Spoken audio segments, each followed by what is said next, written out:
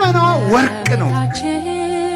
ስጋዋ ወርቅ፣ ነፍሷ ወርቅ፣ ህሊናዋ ወርቅ፣ ልቧ ወርቅ፣ ሕዋሳቷ ወርቅ፣ ስሟ ወርቅ፣ ሁለንተናዋ ገንዘብ የሆነ ጸጋን የተመላች እጅ እግሯ ገንዘብ የሆነ ናት እመቤታችን። ወዳጄ ሁለንተናሽ ውብ ነው፣ ምንም ነውር የለብሽም ብሏል ልጇ ሰሎሞን።